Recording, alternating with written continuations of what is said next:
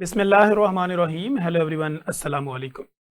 मैं हूं आपका host consultant medical specialist doctor Tanvir Arshad Chaudhary. आप देख रहे हैं program health special on special TV. सुनते कानों देखती आंखों को डॉक्टर तनवीर अरशद चौधरी का सलाम मोहब्बत। जैसे कि हमारी तमाम ऑडियंस जानती है कि हमने हमेशा करंट इशू को टाइटल करने की कोशिश की है। आज का जो हमारा प्रोग्राम होगा इस पर हम बात करेंगे, क्योंकि ईद आने वाली है और ईद के दिनों के अंदर माह रमज़ान का महीना जब होता है तो लोगों को एक अजीब सा चाम होता है। वो ये समझ रहे होते हैं कि ईद आएगी, मैं खूबसूरत दिखूँगी, मैं खूबसूरत दिखूँगा, मेरे कपड़े अच्छे होने चाहिए, मेरी जिल्द अच्छी होनी चाहिए, मेरे दाग धब्बे स्याहियाँ ना हों, मेरे चेहरे के ऊपर दाने ना बने, मेरा रंग जो है वो गोरा हो। इन सारी ख्वाहिशात को लेके लोग डेली बेसिस पे हमारे क्लिनिकल ट्रायल में रिपोर्ट होते हैं। आज के हम इस प्रोग्राम में बात करेंगे कि टाइप्स ऑफ स्किन डिजीज़ ये क्या होती हैं? आम तौर पे कौन-सी स्किन की ऐसी बीमारियाँ हैं, जो मौसम चेंज होते ही लगती हैं? और इन्हीं कंप्लेंट्स के साथ लोग फिर हमारे क्लिनिकल ट्रायल में आते हैं। और स्किन की हिफाजत क्यों ज़रूरी है? स्किन चूँकि हमारी बॉडी का एक लार्जेस्ट ऑर्गन है, इसकी हिफाजत किस तरह की जा सकती है? क्या पानी, खुराक, हवा, एक्सरसाइज़, सोना, उठना, जागना, बैठना, क्या ये भी स्किन के ऊपर कोई इफ़ेक्ट डालता है या नहीं डालता? इन सारे मौज़ूआत पर मुदल्लल बेस्ड ऑन साइंस गुफ्तगू करने के लिए आज मैंने अपने स्टूडियो में जिस most popular, most famous, most experience शख्सियत को दावत दे रखी है, किसी तारफ़ की मोहताज नहीं है। मेरे साथ स्टूडियो में तशरीफ़ रखती हैं डॉक्टर अशबा नासिर चीमा, जो कि कंसल्टेंट डर्मेटोलॉजिस्ट हैं और लाहौर में एक बहुत बड़ा स्किन और जितनी भी लेज़र थेरेपीज़ हैं, उनमें एक बहुत बड़ा नाम है। और इसके अलावा जितनी भी हमारी सीएमईज़ होती हैं या डिफरेंट किस्म की कोई ट्रेनिंग्स होती हैं डॉक्टर्स की, और उनके अंदर पीजीआर हों, एचओज़ हों, जीपीज़ हों, उनकी ट्रेनिंग के अंदर भी डॉक्टर साहबा सफ़े अव्वल में पाई जाती हैं। डॉक्टर साहबा, वेलकम टू द शो। जी, जी, thank you so much. Doctor साहब, फर्स्ट ऑफ ऑल तो थैंक यू सो मच कि आपकी तशरीफ़ आवरी का और शॉर्ट नोटिस के ऊपर हम जब भी आपसे टाइम लेते हैं। फर्स्ट ऑफ ऑल डॉक्टर साहबा, मेरा जो सवाल होगा कि आजकल क्लिनिकल प्रैक्टिस में कौन-सी ऐसी स्किन की बीमारियाँ ज़्यादा आती हैं, जो कि कॉमन हैं? ज़्यादातर ओपीडी में तो फंगल इन्फेक्शंस बहुत ज़्यादा आते हैं और इन्फेस्टेशन में स्केबीज़ है, उसके अलावा एक्ने, मेलाज़्मा ये हम ज़्यादा देख रहे हैं। पिगमेंटेशन, मेलाज़्मा तो हमेशा ही हो रहा होता है, लेकिन ड्यू टू ये जो वेदर होता है विंटर्स के बाद और अभी ये प्रॉपर समर आया नहीं है, लेकिन एक्ने ज़्यादा है और इन्फेक्शंस में फंगल और बैक्टीरियल भी, फॉलिकुलाइटिस भी और स्केबीज़ ठीक है। स्केबीज़ ज़्यादा होता है। डॉक्टर साहब, अगर टाइप्स ऑफ स्किन डिजीज़ की बात करें तो कौन-सी ऐसी कॉमन बीमारियाँ होती हैं जो आम बंदों को पता होता है कि अगर ये है तो ये होगा, ये है तो ये होगा? इनफैक्ट अगर ये तो डॉक्टर्स ही हम कैटेगराइज करते हैं ना कि जो स्किन डिजीजेज है उसमें हम इन्फ्लेमेटरी हैं जैसे कि एक्जिमा, चंबल हो गया, सोराइसिस हो गया, उसके अलावा मेटाबॉलिक भी हो सकती हैं, सार्कोइडोसिस, और ऑटोइम्यून है जैसे कि पेम्फिगस वगैरह, उसमें छाले बन जाते हैं पूरे जिस्म पर, और फिर छाले जब फटते हैं तो बिल्कुल इरोजन और जख्म बन जाते हैं। तो ये काफ़ी खास तौर पर टर्शियरी केयर हॉस्पिटल्स में हम बहुत देखते हैं। हम ऐसे पेशेंट्स को एडमिट करते हैं और इनके लिए काफ़ी प्रॉपर अच्छी मेडिकेशन दी जाती है। ऑटोइम्यून डिजीजेस भी हैं जिसमें कनेक्टिव टिश्यू डिजीजेस भी आ जाती हैं, एसएलई, रोमेटॉइड आर्थराइटिस के साथ भी स्किन प्रॉब्लम्स होते हैं। मैलिग्नेंसीज में भी इवन स्किन प्रॉब्लम्स हो जाते हैं, क्यूटेनियस मैलिग्नेंसीज भी होती हैं और इंटरनल मैलिग्नेंसीज में भी स्किन लिगेंस आ जाते हैं। तो बेसिकली अगर डिवाइड किया जाए तो infections, infestations, metabolic, autoimmune diseases, malignancies और इवन जेनेटिक भी। जैसे आज ही मैं ओपीडी करके आई हूँ तो एपिडेमोलाइसिस बुलोसा, जिससे बच्चा पैदा होता है और पैदा होने के फ़ौरन बाद ही उसको जहाँ-जहाँ उसे ट्रॉमा हो, जहाँ-जहाँ उसको मैल हैंडलिंग थोड़ा-सा भी हाथ लगे, ऐसे बच्चों को बिल्कुल फूलों की तरह रखना पड़ता है। तो उनमें बेसिकली जेनेटिक डिज़ीज़ेज़ हैं, कज़न मैरिजेज़ की वजह से या वैसे भी ऑटोसोमल रिसेसिव डोमिनेंट किसी तरह की भी हो सकती हैं। तो मतलब डिफरेंटली हम कैटेगराइज़ करते हैं। ठीक। डॉक्टर साहब, एक और आम बीमारी भी लोग लेके आते हैं कि इचिंग हो रही है, कोई निशान नहीं बनता बॉडी पे, हुँ। लेकिन वो हर वक़्त इचिंग कर रहे होते हैं। ये क्या डिज़ीज़ होती है? बेसिकली प्रोराइटिस है ना, इच है, तो उसके भी अकॉर्डिंग टू एज और उसके डिफरेंट वो हैं। क्योंकि एक होता है ज़ीरोटिक एक्जिमा भी हो सकता है कि बहुत खुश्की है जिस्म पे डिहाइड्रेशन की वजह से, सिनाइल ज़ीरोसिस हो सकता है, एज बहुत ज़्यादा जब हो जाए, तो भी जो हमारी स्किन होती है उसमें लिपिड, सेरामाइड के कंटेंट कम हो जाता है। जब उनका कंटेंट कम होता है तो उससे भी स्किन ड्राई और जो ट्रांस एपिडर्मल वाटर लॉस है वो ज़्यादा और होता है गर्मी की वजह से, या आप पानी सही पी नहीं रहे होते, डिहाइड्रेशन हो रही होती है। उससे भी हो सकता है chronic liver diseases, chronic renal diseases, उनकी वजह से भी हो रहा होता है प्रॉब्लम। कोलेस्टेसिस की वजह से भी पॉलिसिस्टिक प्रेगनेंसी, किसी चीज़ से भी। लेकिन जो आमतौर पे एक्जिमा है, एटोपिक डर्मेटाइटिस है, स्केबीज है, उसमें लिगेंड्स आते हैं, यानी कोई ना कोई दाना होता है, कोई ऐसी आपको चंबल जैसी चीज़ नजर आती है। बगैर किसी लिगेंड के प्रोवाइडर्स तो फिर इन कैटेगरीज में, इवन प्रेगनेंसी में भी और एमएफ में भी, मतलब विदाउट लिगेंड्स भी प्रोराइटिस आ सकता है। ठीक हो गया। डॉक्टर साहब, आजकल वाट की बहुत ज़्यादा कंप्लेंट्स है, स्किन टाइट्स बनते हैं, लोगों को मोके निकल आते हैं, इसकी वजूहात क्या होती हैं? स्किन टैग्स एक डिफरेंट चीज़ है और वॉट्स एक डिफरेंट है। वॉट्स जो है वो वायरल वॉट्स होते हैं, ठीक है। वो इन्फेक्शन की कैटेगरी में आते हैं। अब वो डिफरेंट टाइप्स के होते हैं और डिफरेंट साइट्स पे होते हैं, यानी पाँव पे हुए तो प्लांटर वॉट्स है, हाथों पे हुए, इवन फेस पे उनकी थोड़ी फिलिफॉर्म वॉट्स और फेस पे भी आ सकते। अब ये कि जो लोग बार करा रहे होते हैं अपनी शेव और दाढ़ी, तो वो उससे भी फैल जाते हैं। या इवन किसी को एक है, वो खुद शेव कर रहा है तो वो कट लगता है, एब्रेजन होती है, तो वो कहीं और पे वही रेजर, उसका अपना ही रेजर होता है, लेकिन बाकी फेस की स्किन पे लगता है। तो बेसिकली ये वॉट जो होते हैं ह्यूमन पैपिलोमा वायरस से होते हैं, तो कंटेजियस है। आपके पाँव पे आप हाथ लगाते रहते हैं, आपके हाथ पे हो जाएगा, आपको 2 थे आपको 4 हो जाएंगे। तो एज अर्ली एज पॉसिबल आपको you should get rid of them. Electrocautery कराएं, बहुत सारी ट्रीटमेंट ऑप्शन अवेलेबल है। ठीक हो गया। डॉक्टर साहब, आज के मौसम की अगर हम बात करें तो लोगों को रनी नोज़ है, और इसके साथ ही हम देखते हैं कि नेज़ल इन्फेक्शंस भी हैं, और इसके साथ लोगों का नाक जो है वो आगे वाला हिस्सा है वो ज़्यादा एलर्जिक हो जाती है वहाँ पे, या निशान बन जाते हैं। इसका ट्रीटमेंट कैसे करें? इसका ये मॉइस्चराइज करें और जैसे कि वो पेट्रोलियम जेली, क्योंकि बहुत रगड़ है ना, बार बार टिश्यू से साफ करें तो स्किन थोड़ी सी ड्राई हो जाती है, जीरोटिक सी हो जाती है, और अगर ज़्यादा करें तो ज़ख्मी भी हो सकती है। तो अगर बहुत आपको इरोजन है, ज़ख्मी सी हुई है, तो पोलीफेक्स के ऑइंटमेंट लगा सकते हैं, वरना आप अच्छा सा मॉइस्चराइजर या अच्छी सी कोई पेट्रोलियम जेली लगाएं तो ये ठीक है। आप ठीक हो। एंटीस्टामिन लें, इसको अपने एलर्जिक राइनाइटिस को मैनेज करें, ठीक नेजल है। स्प्रे यूज़ करें। दूसरा डॉक्टर साहब, लोग जो 2 4 5 दिन जिनको बुखार होता है, उसके बाद वो हमारे क्लिनिकल ट्रायल में आते हैं, तो उनके लिप्स के ऊपर जो है ना वाटरी दाने बने होते हैं। क्या ये हर्पीस जोस्टर होते हैं या कोई अलग से चीज़ हर्पी होती सिम्प्लेक्स, ठीक है। हर्पी सिम्प्लेक्स क्या होता है कि इम्यूनिटी कम हुई है, किसी वजह से वायरल चल रहा है, तो वायरल में, या कोई और किसी को मेलिग्नेंसी है, कोई स्टीरॉयड ले रहा है, किसी की प्रॉपर डायग्नोज तो हुई हुई है लेकिन अनकंट्रोल्ड डायबिटीज है, तो किसी भी रीजन से इम्यूनिटी सप्रेस हो तो बार बार हर्पी सिम्प्लेक्स हो सकता है। हर्पी सिम्प्लेक्स लिबियालिस भी हो सकता है, स्टोमेटाइटिस, यानी होठों पे छाले बन गए या जुबान के ऊपर इस तरह बन गए, तो उसका ट्रीटमेंट ये है कि आपने एंटीवायरल देनी है, और एंटीवायरल का मतलब 5 to 7 डेज देनी है। जो आप हर्पीस जोस्टर कह रहे हैं वो हमारे जिस्म के ना आधे हिस्से पे बन रहा होता है, हाफ पे, एब्डोमेन पे बन सकता है, फेस पे बन सकता है, और वो भी वायरल है, लेकिन उसका हर्पीस सिम्प्लेक्स नहीं बल्कि चिकन पॉक्स वाले वायरस है। जिसको कभी बचपन में चिकन पॉक्स हुए में वो रह जाता है सेंसरी गैंग्लियन में, और वो लेटर ऑन किसी भी वजह से इम्यूनिटी सप्रेस हुई तो वो रिएक्टिवेट हो जाता है। ट्रीटमेंट उसकी भी एंटीवायरल ही है। ठीक। डॉक्टर साहब, हर्पीस जोस्टर के बाद हमने देखा है कि अगर किसी जगह पे हर्पीस जोस्टर हुआ, उसके बाद 2 4 महीने के बाद लोग आते हैं कि उसी जगह पे उनको पेन रहता है मुसलसल, तो क्या इसमें हम्म, रियलिटी है या मिथ है? नहीं नहीं, बिल्कुल रियलिटी है। बल्कि अभी कुछ दिन पहले मेरे पास पेशेंट आई थी, हर्पीस जोस्टर सिन एरप्शन भी एक कैटेगरी है, उसमें ठीक। कोई छाला नहीं बनता, सिर्फ ipsilateral half side of body पे उसको पेन ही पेन थी, लेकिन वो टिपिकल डर्माटोमल यानी सेंसरी नर्व्स की डिस्ट्रीब्यूशन में थी। तो ऐसा भी हो सकता है, और पेन डेफिनेटली रहती है। कई दफ़ा तो पेशेंट के अगर थोरेसिक्स पे हर्पीस जोस्टर हो तो वो तो ईसीजी एको भी करा चुके होते हैं, उन्हें लगता है कि शायद एमआई है, या सीटी स्कैन लोग करा रहे होते हैं। बहुत ज़्यादा न्यूरल्जिक पेन होती है, तो हमें इसे मैनेज करना होता है। न्यूरल्जिक पेन किलर्स, मतलब इसकी प्रॉपर मैनेजमेंट है, हाली एंटीवायरल नहीं, इसको प्रॉपर एज ए केस हमें मैनेज करना होता है, और और ये दर्द प्रॉपर होती ठीक है। हो जाता है? पोस्ट हर्पेस्टिक नोरेल्जिया एक प्रॉपर एक बीमारी है, उसके बाद इसके हमें पेन किलर्स के साथ, नोरेल्जिक, गाबापेंटीन, इनके साथ हमें मैनेज करना होता है। ठीक। ठीक हो जाता है, लेकिन थोड़ा मैनेजमेंट करनी पड़े मैनेजमेंट लॉन्ग करनी, टर्म। हाँ लॉन्ग टर्म डिपेंड करता है according to the 3 to 6 months कितनी देर है किसी को। ठीक। डॉक्टर साहब, अगर हम टाइप्स ऑफ फंगस की बात करें, लोग ये समझते हैं शायद स्किन के ऊपर ही फंगस है, तो फंगस कहाँ कहाँ हो सकती फंगस जो ज़्यादा रिपोर्ट होता है आउटर में, तो वो स्किन पे ही होता है ना, जैसे कि टीनिया पीडस हो गया पाँव पे, एथलीट फुट जिसे कहते हैं, मैसेरेशन की वजह से, या पूरी बॉडी पे आजकल टीनिया बहुत होता है, सर पे बच्चों को हो जाता है टीनिया कैपिटल, धद्रियाँ बन जाती हैं, आम उर्फे आम में लोग कहते हैं।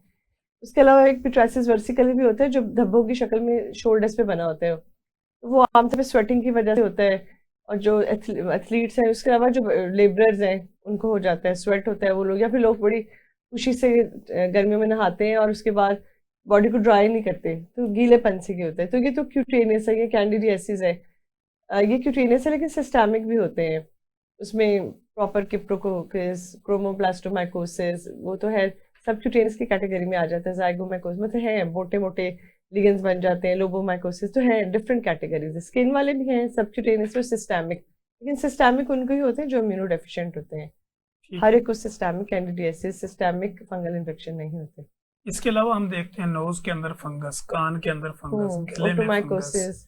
इसी तरह अगर हाँ हम फीमेल्स की बात करें तो विजाइनल उसके जो इन्फेक्शंस होते हैं, तो ये भी सारी फंगस कैटेगरी में आती है। हाँ बिल्कुल, इस फंगस की कैटेगरी में डिफरेंट रूट्स है ना कि किस तरह हुआ है, किसी को ट्रॉमा हुआ है, उससे स्पोर्स एंटर हुए हैं, या वैसे वो इम्यूनो कॉम्प्रोमाइज है, कान में किसी ने वो हारिश की है और किसी तरीके से, या स्टेरॉइड लगाया, जहाँ भी स्टेरॉइड ज़्यादा लगा रहे हो वहाँ भी सुपर इम्पोज्ड फंगल इन्फेक्शन हो सकते हैं।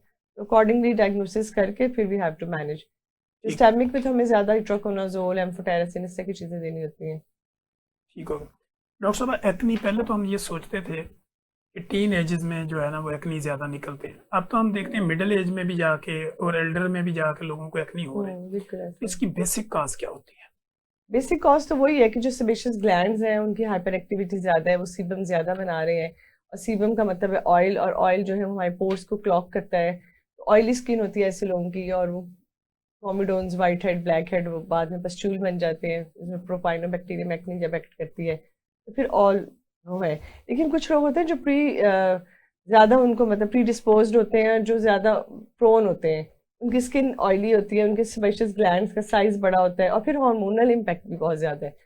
जैसे प्यूबर्टी में एंड्रोजन हार्मोन है, स्ट्रेस की वजह से होती है, तो कोर्टिसोल हार्मोन जो है उसकी वजह से ज़्यादा हो जाता है। और स्ट्रेस, डाइट का बहुत ज़्यादा रोल नहीं है, but diet can aggravate acne. अगर बहुत ज़्यादा मीठा खाएं, बेकरी प्रोडक्ट्स खाएं, जंक खाएं, उससे भी एक्ने एग्रीवेट होती है। तो basically you have to manage at every step. Keratolytics देना, ऐसी दवाइयाँ जो थोड़ी सी स्किन को पील करे। अगर सेबेशियस नोडुलोसिस्टिक सीवियर है तो उसके लिए खास दवाई होती है। और हार्मोनल है, किसी को पीसीओएस की वजह से है तो फिर आपको हार्मोनल इश्यूज को भी एड्रेस करना है। और जो आप कह रहे हैं कि मिडिल एज में हो रही है, तो कुछ तो ऑक्लूजन की वजह से भी होती है। बहुत क्रीम्स लगाएं, बहुत हर वक्त मेकअप करें, हर वक्त सन ब्लॉक थिक वाला लगाएं। You have to select the moisturiser and sun block according to your skin type. Water based लगाना है ऐसे पेशेंट्स ने, सन ब्लॉक भी लगाना है, जेल बेस्ड लगाना है। मोटा थिक वाला लगाएंगे तो और एक्ने होगी। ठीक होगा। अच्छा डॉक्टर साहब, ऐसे मर्द जो डेली बेसिस पे शेव करते हैं, उनकी स्किन के कलर चेंज हो जाते हैं, वो अपने कलर को मेंटेन कैसे रखें? बेसिकली सन ब्लॉक लगाएं क्योंकि सन एक्सपोजर हो रहा है, और मॉइस्चराइज रखें। हम मेल्स उतना ही कर लें, बहुत ज़्यादा मेल्स हैं उनको अगर हम कहें ना कि जी सन ब्लॉक लगाएं, मॉइस्चराइज करें। अब जो नई जनरेशन है वो तो कॉन्शियस है, लेकिन जो 40s वाले जो मेल्स हैं ना, जो उनका ख्याल है कि मेल्स के लिए तो एस्थेटिक्स है ही नहीं। अब हमारे पास बोटॉक्स, फिलर्स कराने तो फिर भी आ जाते हैं, एंटी एजिंग लेजर कराने तो आ जाते हैं, लेकिन रोज़ रोज़ उन्हें कुछ लगाना हो तो वो उसको इतना पसंद नहीं करते। लेकिन सन ब्लॉक लगाना चाहिए, एटलीस्ट मॉइस्चराइज तो ज़रूरी करना चाहिए। ठीक है। तो बस यही है कि मॉइस्चराइज रखें और सन ब्लॉक लगाएं। ठीक हो गया। अच्छा डॉक्टर साहब, जैसे हमने बात की बैक्टीरियल, फंगल और वायरल इन्फेक्शन की, तो वायरल इन्फेक्शन में अगर हम स्किन की कोई ऐसी डिजीज जो आम आदमी समझ सके कि वायरल इन्फेक्शन क्या होती है? वायरल इन्फेक्शन जैसे कि वॉर्ड्स की भी बात हुई थी, एमसीज बड़े कॉमन है, मोलस्कम कॉन्टेजियस, उसमें बिल्कुल परली वाइट से ना सफ़ेद सफ़ेद दाने से बन जाते हैं और दरमियान में उनके पिट सा होता है। तो ये है। उसके अलावा वायरल इन्फेक्शन की एक लॉन्ग लिस्ट है, लेकिन आमतौर पे ये होता है कि वायरल मतलब छूत का होता है, कंटेजियस है। जैसे अगर वॉर्ड की बात ही की जाए तो स्विमिंग पूल में जो बच्चे स्विमिंग कर रहे होते हैं, इवन बड़े भी, तो उनके वो पाँव सॉफ्ट हो जाते हैं, फिर एब्रेडेड हो जाते हैं। तो किसी और को वॉट है, उसके भी ऐसे हैं, तो वो फिर इस तरह अपने बेसिकली वो एंटर होता है एब्रेडेड स्किन से, नॉर्मल स्किन से एंटर नहीं हो रहा होता ना। तो इस तरह, या फिर सेक्सुअल कांटेक्ट से भी वायरल इन्फेक्शन फैल रहे होते हैं। और बेसिकली कांटेक्ट और कंटेजियस है ना। और शेयर चप्पल्स, घर में जो वॉशरूम में चप्पल होती है, अगर एक भाई को है एक बहन को है तो वही चप्पल पहन के वॉशरूम जाएंगे, उनको हो जाएगा। या फेस पे अगर आप शेयर रेजर्स यूज़ कर रहे हैं, या एक ही घर में वो रखा हुआ ट्रिमर और एक भाई भी वही यूज़ कर रहा है, दूसरा भी, तो इस तरह फैल जाते हैं। तो बेसिकली वायरल के लिए खास बात है कि छूत का है, कंटेजियस है, और आप प्रिवेंट करें। और जब भी कोई एक भी दाना बने, गेट इट ट्रीट, क्योंकि जब भी आपको होगा तो ये मल्टीप्लाई होगा। वायरस है ना, जानदार चीज़ से है, ठीक। तो फैलेगा। डॉक्टर साहब, एक्नी का बेहतरीन इलाज होम रेमेडी के तौर पे क्या होगा? होम रेमेडी बीइंग डर्मेटोलॉजिस्ट हम एडवाइस करते तो नहीं है, और ना ही होनी चाहिए। हमारे पास लोग आते हैं, टमाटर लगाया मुंह उनका लाल हुआ होता है, कोलगेट लगा ली, टूथपेस्ट लगा ली, तो लेमन लगा लिया। अब किसी एक को सूट कर भी सकता है, लेकिन ज़्यादातर लोगों को उससे कॉन्टैक्ट डर्माटाइटिस हो जाता है, उल्टा एलर्जिक रिएक्शन हो जाता है।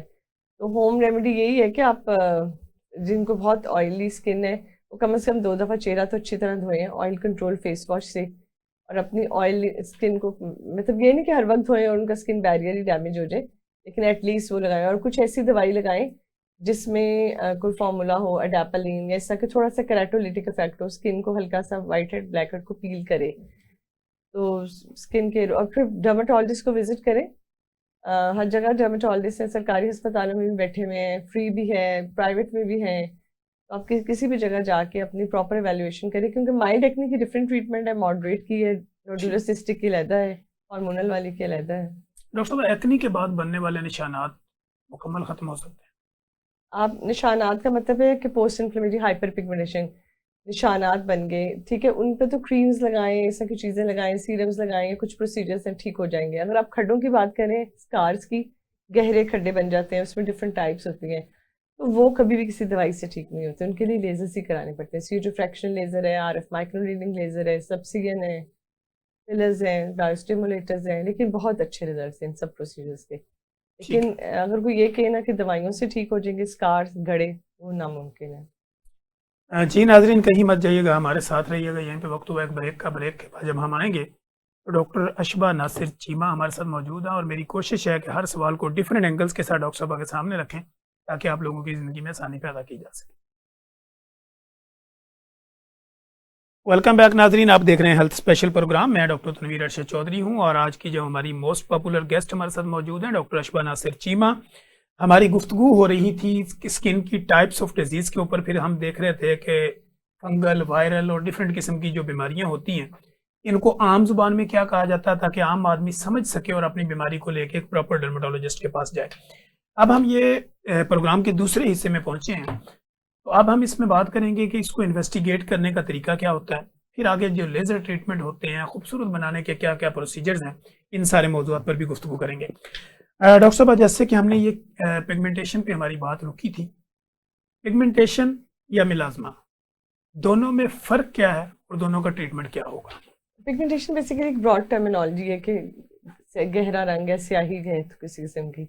अब उसमें फ्रेकल्स भी आ जाते हैं कि जो भूरे तिल हैं उनका तो सन ब्लॉक लगाएं और लाइटिंग क्रीम, लेकिन वो हमेशा समर में सन एक्सपोजर से एग्रेवेट करते हैं, तो उसके लिए बेस्ट ट्रीटमेंट क्यू-स्विच लेजर ही है।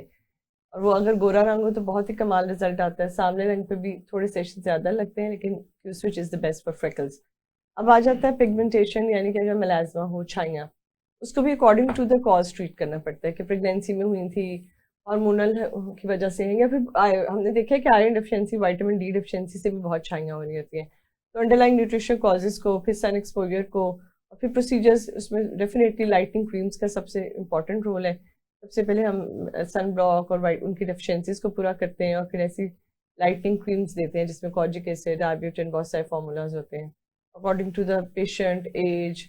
हर और पेशेंट की सिचुएशन अलग होती है और उसकी हिस्ट्री भी अलग होती उसकी ड्राई स्किन है, उसकी कैसी स्किन है, है, और patient to patient vary serums करता है। देने, हाँ एग्जैक्टली। और फिर प्रोसीजर्स भी हम एडवाइस करते हैं, उसमें क्यू-स्विच, पीको लेजर्स हैं, मीजोथेरेपीज है, लेकिन डिपेंड करता है कि किसको हम प्रिस्क्राइब करें और कौन सा उसकी। Basically the man behind the gun वाली बात है कि आपने कौन सी पैरामीटर्स रखने हैं, स्पॉट साइज क्या रखना है, एनर्जी क्या रखनी है, तो थोड़ा सा चेंज हो जाता है according to the skin type. ठीक होगा। डॉक्टर साहब, अगर हम जल्दी बीमारियां यानी स्किन डिजीज़ की अगर बात करते हैं, तो इसको इन्वेस्टिगेट करने के लिए कोई लैब का भी रोल होता है? बिल्कुल, हम हमारे तो डर्मेटोलॉजी जो डिपार्टमेंट्स होते हैं उसमें फंगल इन्फेक्शन वैसे क्लिनिकल डायग्नोसिस है, ठीक है। लेकिन फिर भी जब पेशेंट आते हैं ना, आपको पता है वो पेरिफेरी से आ रहा है, इधर से आ रहा है, तो कभी कभी वो स्टेरॉइड लगा लगा के उसकी मॉर्फोलॉजी, उसकी शक्ल बिल्कुल बिगड़ी होती है, तो फिर केयर स्मेयर करा सकते हैं टू कंफर्म। इवन स्किन बायोप्सिस का बड़ा इंपॉर्टेंट रोल है, खासतौर पर जो ऑटोइम्यून डिजीजेज है, पेम्फिगस है, छालों वाली डिजीजेज है, लाइकन प्लैनस है, सोराइसिस है, ताकि एक प्रॉपर स्टैंप लग जाए कि इसको ये बीमारी है और इसके उसके कार्ड बन जाए कि यही है, उसके अकॉर्डिंगली फिर हर डिजीज़ में जो हम उनके लिए ट्रीटमेंट के लिए मेडिकेशन दे रहे होते हैं, वैसे अंधाधुंध तो नहीं दे सकते हैं, किसी को मीथो देनी है, साइक्लोस्पोरिन देनी है, इवन एसाइक्लोवेर है, या कोई भी एक्ने में जैसे रेटिनॉइड्स हैं, ये बहुत सारी दवाइयाँ, तो उनको मॉनिटर करने के लिए हमें LFTs, RFTs पीबीसी और बाकी वायरल टेस्ट भी वो होगा सारे बाद। कराने होते हैं। और अब तो बायोलॉजिक्स का दौर है, तो हम बायोलॉजिक्स देते हैं बहुत ज़्यादा। तो बायोलॉजिक्स के लिए तो हमें सारे हेपेटाइटिस बी, सी, HIV, आइग्रा, टीबी का टेस्ट, ये सारे कराने होते हैं। तो अगर हम सिर्फ डर्माटोलॉजी से रिलेटेड बात करें तो care smear, split skin leprosy के लिए, और लेकिन वैसे हम बायोप्सी, स्किन बायोप्सी और फिर मॉनिटर करने के लिए लैब्स ब्लड टेस्ट कराते हैं। ठीक हो गया। डॉक्टर साहब, जैसे आपने बायोलॉजी का जिक्र किया, तो बायोलॉजिकल क्लॉक जैसे हमारी बॉडी के हर ऑर्गन का होता है, क्या स्किन का भी कोई बायोलॉजिकल क्लॉक है कि इसकी क्लींजिंग और सफाई का क्या टाइम है? इसका इस लिहाज से तो कोई नहीं है, लेकिन जो बॉडी का है ना, क्योंकि स्किन इज द ऑर्गन, तो वो पूरे बॉडी के साथ ही चल रहा है ना। एक इंसान तो पूरा सब ऑर्गन्स को लेकर चल रहा होता है। तो अगर वो कहते हैं कि रात को 10 बजे सोएं तो कॉर्टिसोल लेवल ड्रॉप करेगा, 10 से 5 के दरमियान। हाँ, early morning cortisol level raise करेगा। तो अगर आप पूरी रात जागते रहेंगे तो आपका कॉर्टिसोल रेज करता जाएगा, और जब कॉर्टिसोल रेज होता है तो इन्फ्लेमेटरी डिजीजेज जितनी है ना, एक्जिमा, सोराइसिस, एक्ने, ये सब वर्स कर रही होती हैं। ठीक है। आपके इन्फ्लेमेटरी मेडिएटर्स पैदा हो रहे होते हैं। तो आइडिया है कि नाइट स्लीप लें और फिर सोने से पहले अपना मेकअप प्रॉपर रिमूव करें, और उसके बाद प्रॉपर क्लेंजिंग करें। लेकिन वो जो है ना, लोग सोशल मीडिया पे इन्फ्लुएंसर्स को देख के लगे होते हैं, तो आपने अपनी स्किन टाइप के हिसाब से होता है। ऑयली स्किन का और है, ड्राई का और है। अब ऑयली स्किन वाले बहुत थिक मॉइस्चराइजर्स लगा दें, बहुत थिक क्रीम, सनब्लॉक लगा दें तो एक्ने वर्स हो जाएगी। तो आपको स्किन टाइप के अकॉर्डिंगली प्रोडक्ट सेलेक्ट करने हैं। लेकिन रात को मेकअप रिमूव करना है, क्लेंजिंग करनी है, मॉर्निंग में भी उठें तो प्रॉपर स्किन के हिसाब से अपने प्रोडक्ट्स यूज़ करें और सनब्लॉक लगाएं। ठीक हो गया। डॉक्टर साहब, डर्मास्कोपी क्या होती है और इसका तशखीस में क्या किरदार है? डर्मोस्कोपी बेसिकली वही स्किन लिगेंड्स जो हम आंख से देख रहे हैं क्लिनिकली, उसको बहुत ज़्यादा गुना बड़ा करके हमें दिखाता है। और सिर्फ हमें ऊपर से ही नहीं दिखाता, हमें ऐसा डर्मिस की डीप लेयर्स तक से हमें वो आइडिया हो जाता है उसका। तो वो हमें डायग्नोसिस में बहुत हेल्प करता है। उसके कुछ फीचर्स होते हैं कि हमें टेलेंजिक्टेसियाज नज़र आ रहे हैं, खून की नालियाँ नज़र आ रही हैं, उसका रंग कैसा नज़र आ रहा है। खास तौर पर मेलिग्नेंसीज के लिए अगर हमें उससे लग रहा है मेलिग्नेंसी का थोड़ा सा सस्पिशन भी है, तो फिर हम स्किन बायोप्सी की तरफ प्रोसीड करते हैं। तो इट्स अ वेरी क्लिनिकल, एक डायग्नोस्टिक अच्छा हेल्पफुल टूल है हमारे लिए। ठीक है। डॉक्टर साहब, जिल्द को जवान रखने के लिए एस्थेटिक और लेजर, इनका कितना रोल होता है? इनका ठीक ठाक रोल है आजकल के उसमें। एक तो खाली आप एक चीज़ को नहीं कह सकते कि बस लेजर्स करा लें। You have to take the whole package. उसमें day care routine, night care routine, अच्छा मॉइस्चराइजर, अच्छे सीरम। अगर ड्राई स्किन है तो हाइड्रोनिक एसिड सीरम लगाएं, बहुत ऑयली है या एंटी एजिंग है तो रेटिनॉल सीरम यूज़ करें। मतलब डिफरेंट सीरम हम अकॉर्डिंगली एडवाइस करते हैं। सनब्लॉक्स, मॉइस्चराइज, फिर पानी पीना, रात की नींद प्रॉपर लेना, फिर अब मतलब स्क्रीन टाइम कम करें, ये सब फैक्टर्स भी होते हैं। उसके बाद फिर लेजर्स का बहुत रोल है, जैसे कि माइक्रो नीडलिंग है, PRP माइक्रो नीडलिंग है, RF micro needling, scarlet S वगैरह लेजर है, CO2 फ्रैक्शनल लेजर्स है, हाइफू है। ये सब हैं जो कि डिफरेंट लेवल्स पे एक्ट करते हैं डर्मिस पे। सुपरफिशियल के लिए लेते हैं, डर्मिस के लिए लेते हैं। और फिर बोटॉक्स है जो कि डायनामिक रिंकल्स को, यानी अगर हम बात कर रहे हैं, हम एक्सप्रेशन शो कर रहे हैं और फिर हमें जो रिंकल्स पड़ रहे हैं उनको ट्रीट करने के लिए बोटॉक्स है। लेकिन विद एज सेगिंग हो गई है, गालें बिल्कुल पिचक गई हैं, अंडर आए आपका हॉलोनेस हो गया, तो उसके लिए फिलर्स होते हैं। ठीक हो गया। डॉक्टर साहब, डर्मेटोलॉजी में एंटीबायोटिक का यूज़ कब और कैसे करना चाहिए? एंटीबायोटिक का जैसे लेग अल्सर्स हैं या कोई भी वायरल इन्फेक्शन भी इवन हो गया, लेकिन अगर उसके ऊपर सुपरएडेड बैक्टीरियल हो गया, किसी को हर्पीस जोस्टर भी है तो उसको सुपरएडेड बैक्टीरियल हो गया, या डायरेक्टली बैक्टीरियल, जैसे कि फॉलिकुलाइटिस है, इवन एक्ने में हम देते हैं, ट्रंकलोसिस हो गया, यानी कि हेयर फॉलिकल का इन्फेक्शन ना, जहाँ से बाल निकलता है उस जगह का लेकिन इन्फेक्शन ये हो गया। ओरल भी होगा और टॉपिकल भी होगा और ओरल होगा। अगर आपका कोई प्रॉपर फंकल बन गया, बड़ा सा फंकलोसिस है, एब्सेस बन गया है, गढ़ बन गया है और दाने बन गए हैं, कील मुहासे हैं, इन सब में हम एंटीबायोटिक देते हैं। और कोई अल्सर, कोई जख्म, कोई चोट लगी है, उस पर अगर सुपर एडेड हमें नजर आ रहा है, हम कस फॉर कल्चर सेंसिटिविटी भी कराते हैं, उसके अकॉर्डिंगली हम IV एंटीबायोटिक्स भी देते हैं, डिपेंड करता है। लेकिन एंटीबायोटिक्स का काफ़ी यूज़ है। ठीक होगा। डॉक्टर साहब, जैसे कि हमने लेजर थेरेपी का जिक्र किया था, तो अगर हम ये बात करें कि एक्नी, फिर उसके अलावा पिगमेंटेशन है, स्कार्स बन जाते हैं बॉडी के ऊपर, या आपकी झुर्रियाँ पड़ जाती हैं, तो लेजर इसमें कितना इफेक्टिव रोल अदा करता एक्ने के लिए IPL कर सकते हैं। एक्ने के लिए तो बेसिकली केमिकल पील्स हैं ज़्यादा ज़्यादा, इसके लिए थेरेपी ओरल और टॉपिकल ही ज़्यादा इफेक्टिव है। लेकिन अगर एडजुवेंट के तौर पे, या कोई ऐसी पेशेंट है वो प्रेग्नेंट है, वो कह रही है कि जी मैं नहीं खाना चाहती कोई दवाइयाँ, बिल्कुल सिर्फ लगा सकती है थोड़ी बहुत, तो फिर उसके लिए हम केमिकल पील्स और इन चीज़ों में जा सकते हैं। तो रोल है, it's not the first line but can be helpful कि एडजुवेंट साथ हम ऐड ऑन कर सकते हैं। पिगमेंटेशन के लिए भी ऐड ऑन करते हैं हम, बताया था भी आपको मैंने, जैसे क्यू स्विच, पिको लेजर वगैरह, मेसोथेरेपीज, इंजेक्शन, हम कुछ दवाई होती है जो इंजेक्ट कर देते हैं उसके अंदर। और एंटी एजिंग में तो लेजर्स ठीक ठाक इफेक्टिव रोल प्ले करते हैं ना। जैसे कोलेजन इंडक्शन होती है, आपकी जो एज के साथ कोलेजन इलास्टिन कम हो जाता है ना, तो प्रोसीजर्स कुछ ऐसे हैं जिससे हम इंक्रीज कर सकते हैं कोलेजन को और इलास्टिन को। तो उन लेजर्स का अच्छा सा इफेक्ट है, अच्छा सा एक रोल है। ठीक हो गया डॉक्टर साहब, आजकल स्टेम सेल थेरेपी की बड़ी बात होती है, स्किन के ट्रीटमेंट के अंदर स्टेम सेल थेरेपी का क्या रोल है? स्टेम सेल जैसे अगर आप जैसे फैट लेते हैं, लाइपोसक्शन की थोड़ी सी फैट ली, उसे प्रोसेस किया जाता है, तो नैनो फैट ग्राफ्टिंग भी होती है और उसके अंदर भी स्टेम सेल्स होते हैं। तो यहाँ फर्दर प्रोसेस करके स्टेम सेल हम एक्सट्रैक्ट कर लेते हैं, तो वो स्किन में रीजुविनेशन और रीजनरेशन के लिए बेसिकली, उससे बाल अगर हम सर पे लगाएंगे बाल उगते हैं, फेस पे लगाएंगे तो एंटी रिंकल आपकी स्किन को क्लियर करती है। तो बेसिकली रीजेनरेटिव मेडिसिन की कैटेगरी में आ जाती है, एक एडवांस हमारी चीज़ है, तो उसका एक अच्छा रोल है। ठीक हो डॉक्टर साहब, इस तरह हम आते हैं थेरेपी की तरफ, तो पीआरपी थेरेपी क्या ये सादा दी जाती है, इसके साथ भी कोई इंजेक्टेबल ट्रीटमेंट मिक्स किया जाता है? पीआरपी का मतलब है प्लेटलेट रिच प्लाज्मा। तो पेशेंट का अपना ब्लड लिया जाता है, फिर उसे एक मशीन में हम करते हैं, तो उस ब्लड के 3 हिस्से होते हैं, उसमें से जो प्लेटलेट रिच प्लाज्मा है वो अलग हो जाता है। तो प्लेटलेट रिच प्लाज्मा को फिर हम इंजेक्ट करते हैं।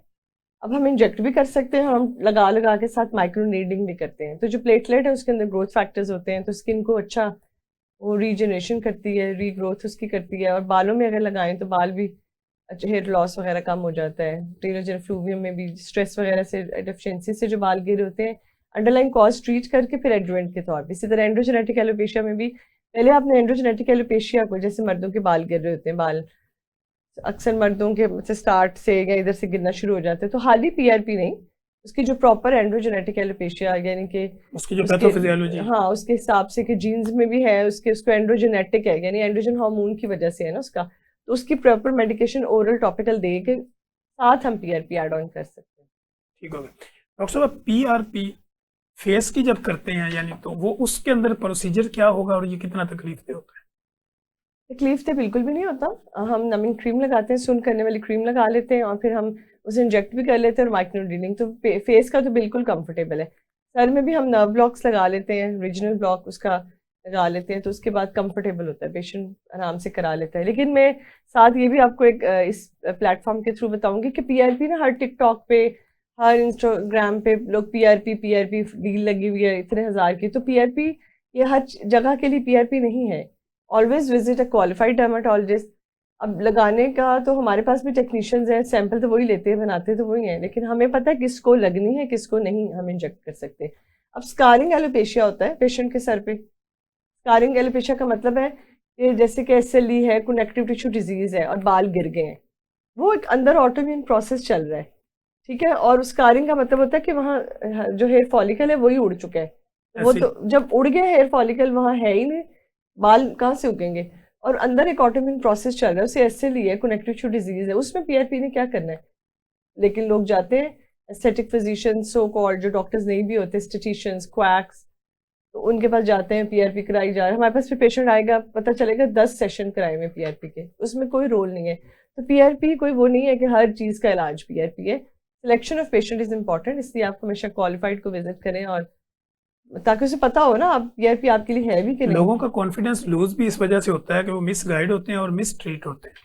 मतलब उनका ख्याल है कि छाइयाँ हैं तो पीआरपी करा रहे, फलान चीज़ है, इसका इस तरह नहीं होता। छाइयाँ हैं, आप देखें छाइयाँ क्यों हैं, आयरन डेफिशिएंसी हो रही है, विटामिन डी डेफिशिएंसी है, उसको ट्रीट करें। हर चीज़ का इलाज पीआरपी तो नहीं हो सकता ना, ये बिल्कुल काफ़ी ट्रेंड हो गया है।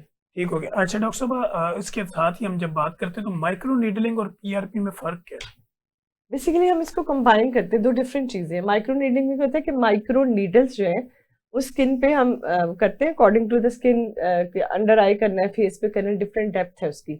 अंडर आई स्किन ज़रा थिन होती है, उसमें हम डेप्थ, तो हमने डर्मिस पे, एपिडर्मिस सुपरवाई लेयर का नाम है, स्किन की जो सेकंड लेयर है उसका नाम डर्मिस, हमने वहाँ जाके उसमें माइक्रो इंजरीज करनी है।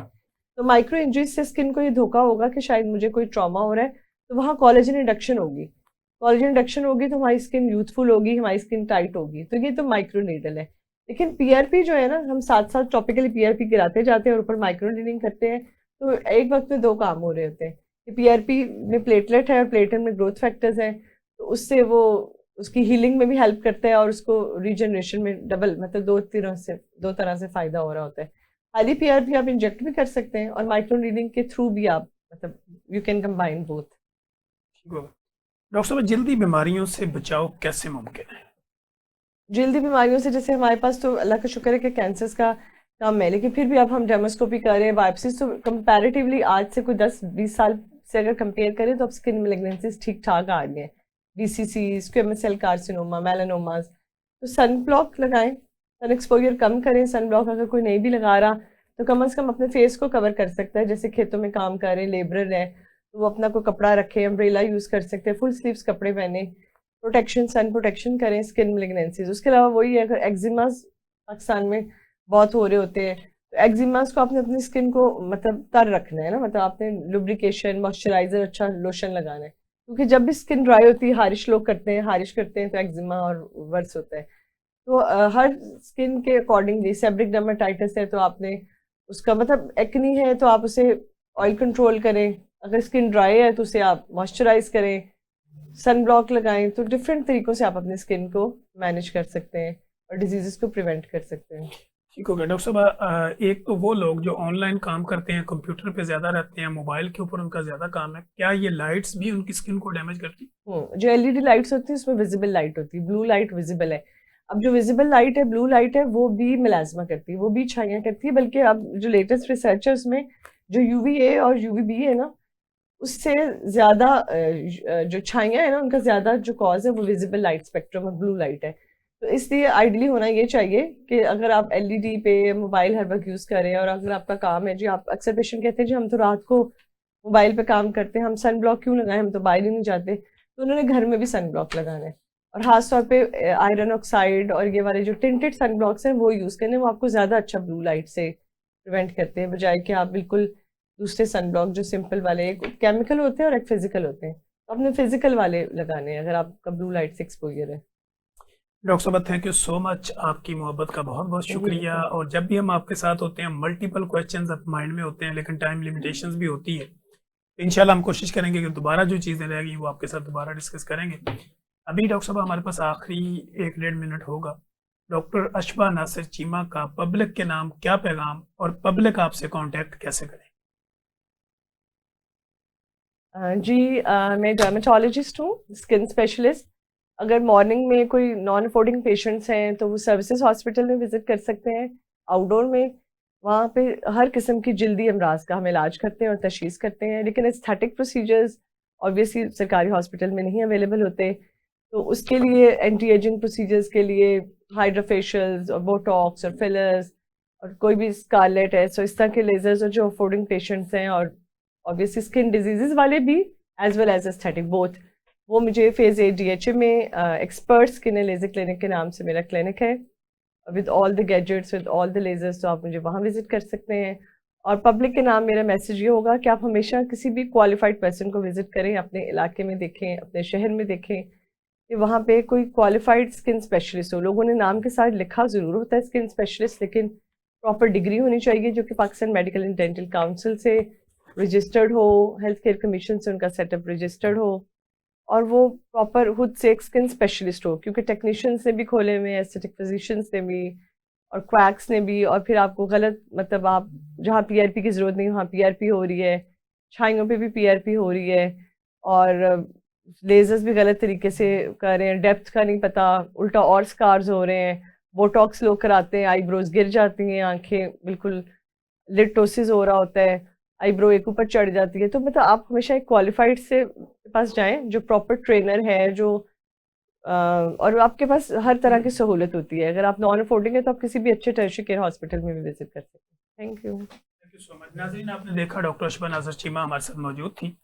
हमने कोशिश की कि हर वो सवाल जो आपके जहन में आ सकता था या हमें आपने कमेंट किया, तो हमने कोशिश की कि हर सवाल को डिफरेंट एंगल्स के साथ डॉक्टर साहबा के सामने रखें और बेस्ड ऑन साइंस गुफ्तगू करें, एविडेंस बेस्ड प्रैक्टिस को प्रमोट करें, ताकि आप लोगों को पता हो कि अगर कोई बीमारी आपकी स्किन के ऊपर आती है तो उसके ट्रीटमेंट के लिए कौन सी स्पेशलिटी है जहाँ पे जाके आपने अपना इलाज करवाना होता है।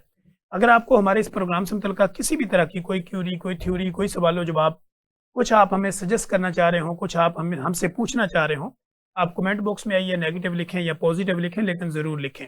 जब आप लिखते हैं हमारी रीच बढ़ती है, हमें अपनी इस्लाह का मौका मिलता है और हम दोबारा आपकी इस राय का एहतराम करते हुए नेक्स्ट प्रोग्राम को डिज़ाइन करते हैं। मुझे डॉक्टर अशफा नासिर चीमा और मेरी प्रोडक्शन टीम को इजाज़त दीजिए। हम दोबारा एक नए गेस्ट के साथ, एक नए सवाल जवाब के साथ दोबारा हाज़िर होंगे। तब तक के लिए इजाज़त दीजिए। अल्लाह हाफ़िज़।